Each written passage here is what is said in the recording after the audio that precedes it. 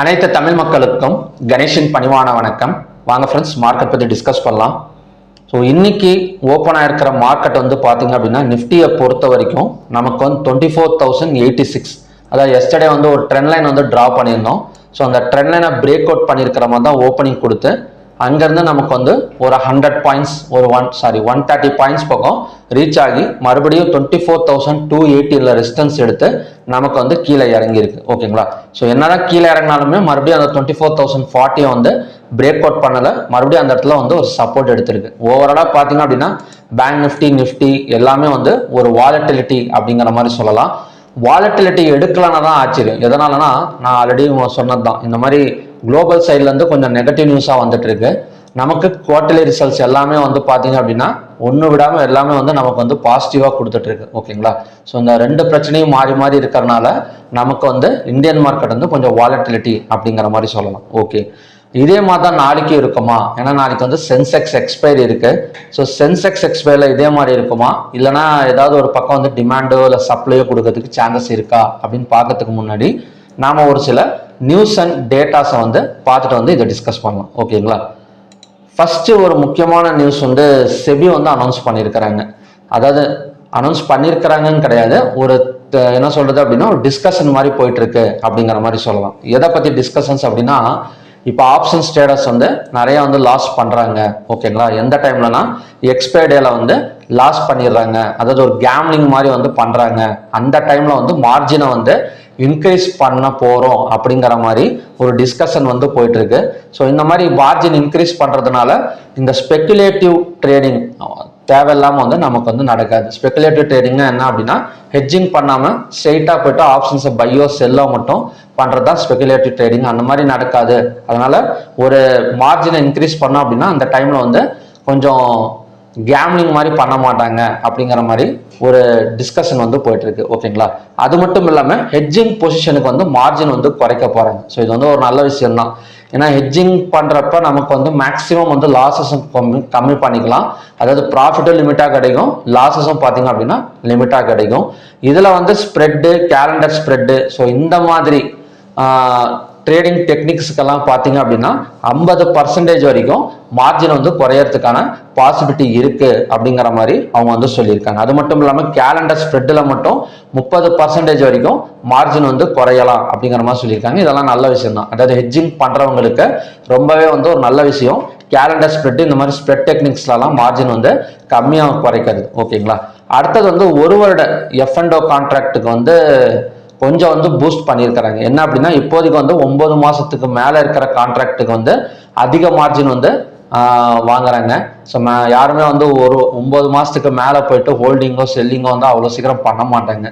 ஓகேங்களா? அதாவது என்ன சொல்றது அப்படின்னா, ஒரு லாங் டேர்ம் லாங் விஷன் இருக்கிறவங்க மட்டும்தான் ஸோ அந்த மாதிரி வந்து பெர்ஃபார்மன்ஸ் பண்ணுவாங்க. ஸோ இப்போ என்ன பண்ணிட்டாங்க அப்படின்னா, அந்த 9 மாசம் கிடையாதுங்க, 13 மாசம் அப்படிங்கிற மாதிரி சொல்லியிருக்காங்க. ஸோ இது ஏதாவது ஒரு மாசம் 2 மாசம் இந்த மாதிரி டைம்ல வந்து ஒரு மார்ஜின் குறைச்சாங்கன்னா பரவாயில்ல. 13 மாசம் 9 மாசங்கள்லாம் ஸோ அந்த இடத்துலலாம் லிக்விடிட்டியும் ரொம்ப கம்மியாக இருக்கும். ஓகேங்களா? ஸோ இது வந்துங்க அவ்வளோவா வந்து என்ன சொல்றது அப்படின்னா ஒரு ஏற்றுக்கிற மாதிரி இல்லை. மற்றபடி ஹெட்ஜிங் பொசிஷனுக்கு பரவாயில்ல. நெக்ஸ்ட் வந்து எக்ஸ்பைரி டேக்கு மார்ஜின் இன்க்ரீஸ் பண்றாங்க, நல்ல விஷயம் தான். ஃபோர்த் வந்து ரிஸ்க் கால்குலேஷன். அதாவது இது வரைக்கும் பார்த்தீங்க அப்படின்னா 16th சினாரியோ இருந்தது ஸ்பேன் ரிஸ்க் மாடல்ல. இப்போ இனிமேட்டு பார்த்தீங்க அப்படின்னா 44 சினாரியோஸ் வந்து கொண்டு வராங்க அப்படிங்கிற மாதிரி டிஸ்கஷன் வந்து போயிட்டு இருக்கு. இது கூடிய சீக்கிரம் வந்துடும் அப்படிங்கிற சொல்றாங்க. ஓகேங்களா?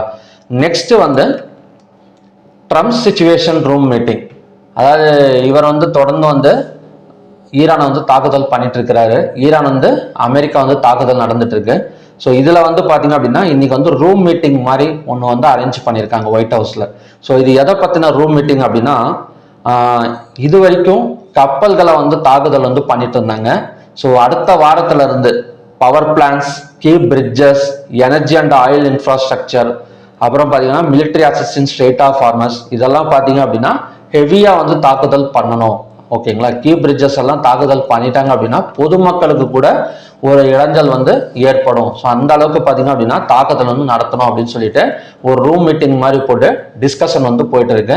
ஸோ எப்படியும் அடுத்த வாரம் இதெல்லாம் கொஞ்சம் மறுபடியும் வந்து பவர் பிளான்ட்டையோ கேபிரிட்ஜோ ஆயில் இன்ஃப்ராஸ்ட்ரக்சர் இதெல்லாம் தாக்குதல் நடந்தது அப்படின்னா க்ரூட் ஆயில் வந்து ஏற ஆரம்பிச்சிடும். Nifty, bank Nifty, NSC, BSc எல்லாம் பார்த்தீங்க அப்படின்னா நமக்கு வந்து இறங்க ஆரம்பிச்சிடும். ஓகேங்களா?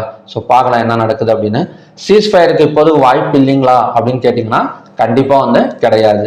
அடுத்தது ரஷ்யா, அதாவது ரஷ்யா கிட்ட வந்து ஆயில் வாங்குறதுக்கு வந்து 500% வந்து டேரிஃப் வந்து போட்டிருந்தாங்க.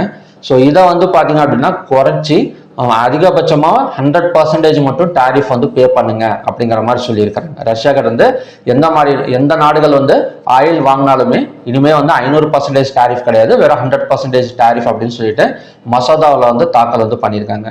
ஸோ நெக்ஸ்ட் வந்து இதனால எந்த கண்ட்ரிக்கு வந்து ரொம்ப பெனிஃபிட் அப்படின்னா 2 கண்ட்ரியை தான் டார்கெட் பண்ணியிருந்தாங்க. ஒன்று வந்து சைனா, இன்னொன்று வந்து இந்தியா. இப்போ இந்த 2 கண்ட்ரியுமே இந்த ரஷ்யா கிட்ட இருந்து ஆயில் வாங்குறதுல கொஞ்சம் ரிலீஃப் ஆயிருக்கு அப்படிங்கிற மாதிரி சொல்லணும். ஓகேங்களா? நெக்ஸ்ட் வந்து நம்ம ஸ்டாக் ஹீட் மேப் பார்க்கலாம். ஸ்டாக் ஹீட் மேப் எடுத்துக்கிட்டோம் அப்படின்னா பேங்கிங் அண்ட் ஃபினான்ஸ் செக்டார் நல்லாவே இன்னைக்கு இருந்திருக்கு. ஸோ ஐடி செக்டார் மட்டும்தான் நமக்கு வந்து கொஞ்சம் டவுன் ஆயிருக்கு. ஸோ ஐடி செக்டார் எதனால் டவுன் ஆயிருக்குங்கிறது மார்னிங் வீடியோவில் பார்த்துருந்தோம். அதாவது டாப் சாஃப்ட்வேர் கம்பெனியான ஐபிஎம் வந்து 25% வந்து எஸ்டர்டே வந்து ஃபால் நடந்தது. அதன் மூலயமா ஏடிஆர் வேல்யூஷன் நமக்கு கம்மியாக இருந்தது. ஸோ காலையில் என்னதான் ஓப்பனிங் கொடுத்தா கொஞ்சம் பாசிட்டிவ்ல இருந்தாலுமே போக போக பார்த்தீங்க அப்படின்னா ஐடி செக்டார் கொஞ்சம் டவுன்ஃபால் ஆயிருக்கு அப்படிங்கிற மாதிரி சொல்லலாம். So banking and finance sector மட்டும்தாங்க நல்லா இருக்கு. மற்ற எல்லா செக்டார்லையுமே பார்த்தீங்க அப்படின்னா பணத்தை வந்து வெளியே எடுத்திருக்கிறாங்க. அடுத்தது வந்து குளோபல் இண்டெக்ஸை பற்றி பேசணும் அப்படின்னா அது கொஞ்சம் பாசிட்டிவ்ல தான் இருக்கு. ஸோ இங்கே தான் பிரச்சனை, அதாவது குவார்டர்லி ரிசல்ட்ஸு, நெகட்டிவ் நியூஸ் இதெல்லாம் கொஞ்சம் மாறி மாறி வந்துட்டு இருக்கே தவிர ஸோ எம்எஸ்சி குளோபல் இண்டெக்ஸை பொறுத்த வரைக்கும் கொஞ்சம் பாசிட்டிவ்ல போயிட்டு இருக்கு அப்படிங்கிற மாதிரி சொல்லலாம். அடுத்தது வந்து quarterly results. So quarterly results இன்னைக்கு வந்து Angel One, HDFC, ICICI Prudential Life, அப்புறம் HDFC Life, Union Bank of India, இதெல்லாம் பார்த்தீங்க அப்படின்னா இன்னைக்கான குவார்டர்லி ரிசல்ட்ஸ். ஸோ நாளைக்குமே பார்த்தீங்க அப்படின்னா நமக்கு வந்து நிறைய குவார்டர்லி ரிசல்ட்ஸ் இருக்கு. அதாவது Tech Mahindra limited, Polycab India limited, Wipro limited, BEL, Jio financial service limited, 360, ஒன்வாம் லிமிடெட். ஸோ இந்த மாதிரி பார்த்தீங்க அப்படின்னா ஸோ நாளைக்கான குவார்டர்லி ரிசல்ட்ஸுக்கான ஸ்டாக்ஸ். ஓகேங்களா? ஸோ இதை நான் வந்து டெலிகிராம் சேனல்லையும் டெய்லி வந்து அப்டேட் பண்ணுறேன். என்னோட டெலிகிராம் சேனல் லிங்க் வந்து வீடியோ டிஸ்கிரிப்ஷனில் வந்து கொடுத்துருக்கேன். ஸோ மறக்காமல் கிளிக் பண்ணி ஜாயின் பண்ணிக்கோங்க. ஃப்ரீ டெலிகிராம் சேனல் தான். அதுக்கப்புறம் என்னோட நேமில் வந்து நிறைய டெலிகிராம் சேனல் இருக்குது, ஆப்ஷன் கணேஷ் அப்படின்னு. ஸோ அதெல்லாம் தேவையில்லாமல் எங்கேயும் போயிட்டு பணத்தை கட்டிடாதீங்க. அதாவது நாங்கள் பணத்தை வந்து அக்கௌண்ட் ஹேண்ட்லிங் பண்ணி தரோம், ப்ராஃபிட் ஷேரிங் பண்ணுறோம், கால்ஸ் கொடுக்குறோம். அதுக்கப்புறம் பார்த்தீங்கன்னா கிரிப்டோ கரன்சியில் நீங்கள் ஒரு 10,000 அனுப்புனீங்கன்னா போதும், வெறும் 5 நிமிஷத்தில் 20,000 நாங்கள் அனுப்பிச்சி விட்றோம் அப்படின்னாலாம் நிறைய மெசேஜஸ் வரும்.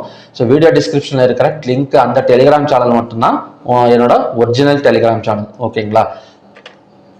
நெக்ஸ்ட் வந்து ஓப்பன் இன்ட்ரெஸ்ட் டேட்டா பார்க்கலாம். ஸோ ஓப்பன் இன்ட்ரெஸ்ட் டேட்டா பொறுத்த வரைக்கும் என்னதான் வாலட்டிலிட்டி நடந்தாலுமே கூட கால் ஆப்ஷனை பை பண்ணி புட் ஆப்ஷனை செல் பண்ணியிருக்கிற மாதிரி தான் க்ளோசிங் வரைக்குமே கொண்டு போயிருக்காங்க. அடுத்தது என்எஸ்சியில் பார்த்தோம் அப்படின்னா 3,328 ஸ்டாக்ஸ் வந்து ட்ரேட் ஆயிருக்கு. அதில் அட்வான்ஸ் வந்து 1,880, டிக்ளைன்ஸ் வந்து 1,330, அன்சேஞ்சுங்கிறது 118. 52 வீக் ஹைல வந்து 82 ஸ்டாக்ஸும் 52 வீக் லோவில் வந்து 44 ஸ்டாக்ஸும் இருக்கு. அப்பர் சர்க்கிளில் 90, லோயர் சர்க்கிளில் 69. ஸோ ஓவராலாக நமக்கு இன்னுமே வந்து 52 வீக் ஹைல வந்து அதிகமான ஸ்டாக்ஸ் தான் இருக்கு. ஸோ என்னதான் மார்க்கெட் வந்து அங்கங்க ஒரு கிராஷ் ஆனால் கூட 52 வீக் ஹைல ஒரு சில வெயிட்டேஜ் ஸ்டாக்ஸ்லாம் பணத்தை வந்து ஹோல்டு பண்ணியிருக்காங்களே தவிர பெரிய அளவில் வந்து வெளியே எடுக்கல அப்படிங்கிற மாதிரி சொல்லலாம். செக்டார் வைஸ் க்ளோசிங் பார்த்தீங்க அப்படின்னா நேற்று வந்து 1000 பாயிண்ட் ஏறினது. இன்னைக்கு வந்து ஒரு 500-600 பாயிண்ட் ஆச்சு. ஐபிஎம் இந்த 25% ஃபால் ஆனதுனால ஐடி செக்டார் வந்து இறங்கும் அப்படின்னு நினைச்சேன். பட் அந்த மாதிரி பெரிய அளவுலாம் இறங்கல. வெறும் ஒரு 167 பாயிண்ட்ஸ் மட்டும் தான் டவுன் வந்து கொடுத்துருக்கு. ஸோ மற்றபடி பேங்கிங் அண்ட் ஃபினான்ஸ் செக்டார் நல்லா இருக்குங்க. ஐடி செக்டார் மறுபடியும் நமக்கு இந்த குவார்டர்லி ரிசல்ட்ஸ் எல்லாம் நிறைய இருக்கு. அதாவது விப்ரோ, அதுக்கப்புறம் 15th பார்த்தீங்க அப்படின்னா நாளைக்கு வந்து விப்ரோ இருக்கு. ஆமாம், விப்ரோ மட்டும்தான் இருக்கு. ஸோ இந்த மாதிரி விப்ரோவோட இதெல்லாம் நமக்கு வந்து கொஞ்சம் பாசிட்டிவாக வந்தது அப்படின்னா கண்டிப்பாக வந்து ஐடி செக்டார் மறுபடியும் நமக்கு வந்து கொஞ்சம் மேலே வரதுக்கு சான்சஸ் இருக்குது. ஸோ ஓவராலாக நமக்கு வந்து கொஞ்சம் பாசிட்டிவ்ல இருக்குங்கிற மாதிரி சொல்லலாம். ஹைவேட்டேஜ் ஸ்டாக்ஸ் பார்த்தீங்கன்னா கூட தெரியும், எம்என்டம், டிசிஎஸ், இன்ஃபோ இது மட்டும்தான் கொஞ்சம் நெகட்டிவ்ல இருக்கு. அதுவும் பெரிய அளவில் ஒரு 2%, 3% எல்லாம் கிடையாது. ஜஸ்ட் 0.5, 1% அந்த மாதிரி தான் இருக்கு. ஸோ அது ரெக்கவரி ஆகிறதுக்கு சான்சஸ் இருக்கு. டாப் கைனர்ஸ்னு எடுத்துக்கிட்டோம் அப்படின்னா Eternal, HDFC Life, Ultra cement co, Shriram finance, Eicher motor. So இதெல்லாம் பார்த்தீங்கன்னா top gainers. Power Grid, Tata Steel, JSW, Hindalco, doctor Reddy இதெல்லாம் பார்த்தீங்க அப்படின்னா நமக்கான டாப் லூசர்ஸுக்கான ஸ்டாக்ஸ். ஓகே, இப்போ நிஃப்டி என்னதாங்க நடக்கும் அப்படின்னா அதே வாலட்டிலிட்டி நடக்கிறதுக்கான சான்சஸ் வந்து இருக்கு. ஓகேங்களா, நாளைக்கு வந்து கேப் அப்போ கேப் டவுனும் ஓப்பன் ஆகிறத விட ஒரு flat market opening same volatility நடக்கிறதுக்கு நமக்கு வந்து சான்சஸ் இருக்கு. அதாவது நெக்ஸ்ட் சப்போர்ட் ஜோனுங்கிறது 24,038, ரெசிஸ்டன்ஸுங்கிறது 24,218. இதுல என்ன ஒண்ணுன்னா ஏதாவது ஒரு பக்கம் பிரேக் அவுட் எடுத்தா கூட அடுத்தடுத்து சப்போர்ட் அண்ட் ரெசிஸ்டன்ஸ் நமக்கு வந்து ரெடியா இருக்கு. இப்போ ஃபார் எக்ஸாம்பிள் இந்த லோவையே பிரேக் அவுட் எடுத்து ஒரு கேப் டவுன் விழுகுதுன்னு வச்சுக்கோங்களேன். ஸோ அடுத்த சப்போர்ட்டுங்கிறது 23,929. இப்போ நிஃப்டி இப்போ என்எஸ்என் பிஎஸ்சியோட கண்டிஷனுங்கிறது வாலட்டிலிட்டியில தான் இருக்குதே தவிர என்னதான் பிரேக் அவுட் எடுத்தா கூட நமக்கு வந்து ஒரு ஒன் சைட் அந்த பிரேக் அவுட்டுக்கு தகுந்த மாதிரி மார்க்கெட் போகுமா அப்படிங்கிறது டவுட் தான் இப்போ இருக்கிற சுச்சுவேஷன். ஓகேங்களா, ஸோ அது ஒரு தடவை கிரியேட் ஆகட்டும், ஏதாவது ஒரு பக்கம் வந்து ஒரு பெரிய மூவ்மெண்ட் கொடுக்கட்டும், அதுக்கப்புறம் தான் நாம வந்து அதை வந்து ப்ரெடிக்ஷன் வந்து பண்ண முடியும். இப்போதைக்கு வந்து 24,038 சப்போர்ட், 24,218 ரெசிஸ்டன்ஸ். ஓகேங்களா, அடுத்தது வந்து பேங்க் நிஃப்டி பார்க்கலாம். ஸோ பேங்க் நிஃப்டியோட சப்போர்ட் ஜோன் வந்து 57,579, ரெசிஸ்டன்ஸ் வந்து 58,144. சென்செக்ஸ் பார்க்கலாம். சென்செக்ஸுக்கான சப்போர்ட் வந்து 77,002, ரெசிஸ்டன்ஸ்ங்கிறது 77,650. ஸோ ஃபின் நிஃப்டி எடுத்துக்கிட்டோம் அப்படின்னா 26,594 சப்போர்ட் ஜோன், 26,898 ரெசிஸ்டன்ஸ் ஜோன். இதுல ஏன் எந்த மாதிரி பேட்டர்னுமே கிரியேட், அதாவது எந்த மாதிரி பேட்டர்ன் வந்து கிரியேட் ஆயிருக்கு அப்படின்னா ஒரு பேரல் சேனல் தாங்க கிரியேட் ஆயிருக்கு. அதனால தான் நம்ம வந்து சப்போர்ட் அண்ட் ரெசிஸ்டன்ஸ், அதாவது சப்போர்ட் அண்ட் ரெசிஸ்டன்ஸை மட்டும் நம்ம வந்து பார்த்துட்டு இருக்கோம். ஏன்னா இந்த இடம் பார்த்தீங்கன்னா தெரியும் ஒரு இந்த மாதிரி தான் நமக்கு வந்து இப்போதைக்கு போயிட்டு இருக்கு. ஸோ ஏதாவது ஒரு பக்கம் பிரேக் அவுட் நடக்கட்டும், ஸோ அதுக்கப்புறம் வந்து நம்ம அடுத்த லெவல்ஸை பற்றி டிஸ்கஸ் பண்ணலாம். ஸோ இப்போதைக்கு இந்த லெவல்ஸ்குள்ளார நமக்கு வந்து எல்லாமே, அதாவது Nifty, bank Nifty, fin Nifty எல்லாமே போயிட்டு வரதுக்கு சான்சஸ் இருக்கு. நிஃப்டி மிட் கேப் எடுத்துக்கிட்டா கூட சேம் தான். 14,831 ரெசிஸ்டன்ஸ் ஜோன், 14,703 சப்போர்ட் ஜோன். ஓகேங்களா, ஸோ நாளைக்கும் வாலட்டிலிட்டி தான் எக்ஸ்பெக்ட் பண்றேன் நான். இந்தியா விக்ஸ் எடுத்துக்கிட்டோம் அப்படின்னா நியூட்ரல் தாங்க, அதாவது ஒரு பாசிட்டிவ் சைடும் கிடையாது, நெகட்டிவ் சைடும் கிடையாது, நியூட்ரல் தான்.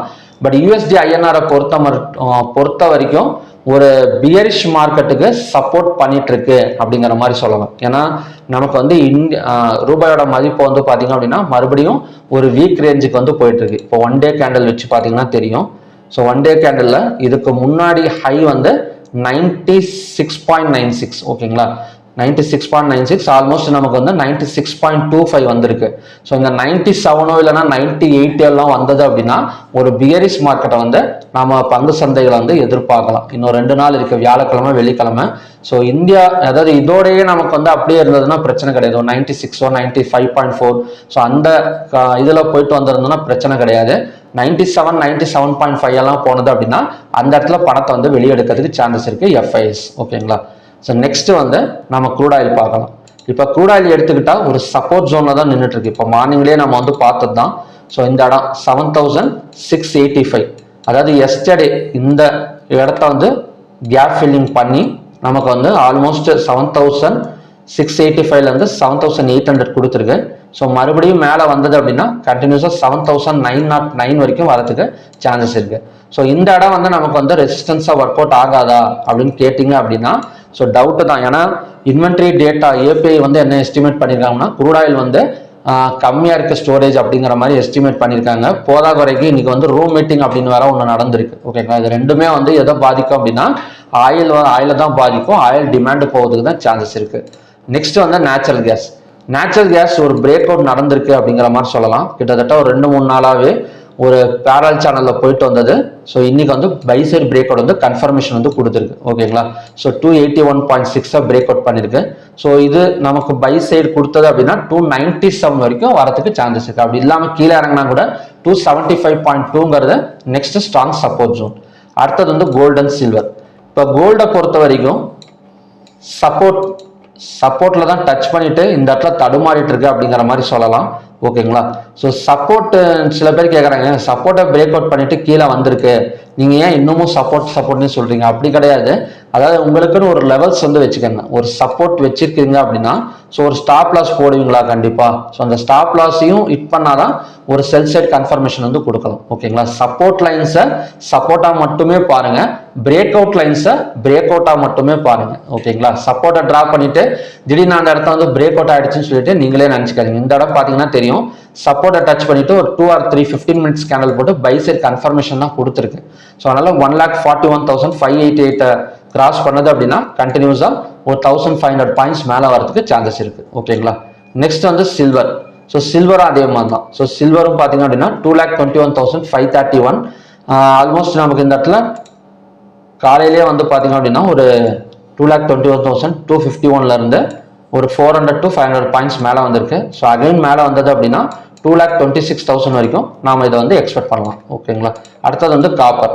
ஸோ காப்பர் நெக்ஸ்ட் சப்போர்ட்டுங்கிறது 1,304. ஸோ அந்த இடம் வந்தால் மறுபடியும் சப்போர்ட் எடுக்கிறது சான்சஸ் இருக்கு. இல்லைன்னா ஹையாக பிரேக் அவுட் பண்ணால் கூட கண்டினியூஸாக ஒரு 4 to 5 பாயிண்ட்ஸ் பக்கம் நம்ம அப்சைட் வந்து எதிர்பார்க்கலாம். Okay. So gold and silver மட்டும்தான் இப்போதைக்கு வந்து சப்போர்ட் ஜோனில் வந்து நமக்கு வந்து நிற்கிது. அதாவது என்ன சொல்றது அப்படின்னா இதை வந்து பிரேக் அவுட்டாக பார்க்க வேணாம், சப்போர்ட்டாக வந்து இன்னைக்கு வந்து பார்த்துக்கலாம். ஓகேங்களா. இது ஏதாவது மூவ்மெண்ட் கொடுக்கட்டும், அதுக்கப்புறம் கூட அடுத்த லெவல்ஸ் பற்றி நம்ம டிஸ்கஸ் பண்ணிக்கலாம். நெக்ஸ்ட் வந்து crude oil. So crude oil அதே மாதிரி தான். க்ரூட் ஆயில் ஆல்மோஸ்ட் நமக்கு வந்து நல்ல ஒரு சப்போர்ட் எடுத்துகிட்டு மேலே வந்துட்டு இருக்கு. இந்த இன்வென்ட்ரி டிமாண்டு நமக்கு வந்து கொடுத்துருந்தது அப்படின்னா கண்டிப்பாக 7,909 ரீச் பண்ணிடும் நினைக்கிறேன். ஸோ க்ரூட் ஆயில் எப்படி இருக்கு, எவ்வளோ தூரம் போகும் அப்படின்னு நீங்கள் நினைக்கிறீங்களோ அதை மட்டும் கமெண்ட் செக்ஷனில் வந்து மறக்காமல் வந்து டைப் பண்ணிட்டு போங்க. ஓகேங்களா. ஸோ ஓகே ஃப்ரெண்ட்ஸ், இதான் பார்த்தீங்கன்னா இன்னைக்கு ஈவினிங்கான M6 கண்டிஷன், அப்புறம் நாளைக்கான நிஃப்டி கண்டிஷன்ஸ். ஸோ நிஃப்டி பார்க்கலாம். ஓகே. ஸோ ஓகே ஃப்ரெண்ட்ஸ், மறுபடியும் பார்த்தீங்க அப்படின்னா இன்னொரு நல்ல ப்ரிடிக்ஷன் வீடியோட நான் வந்து உங்களை மீட் பண்ணுறேன். Thank you very much.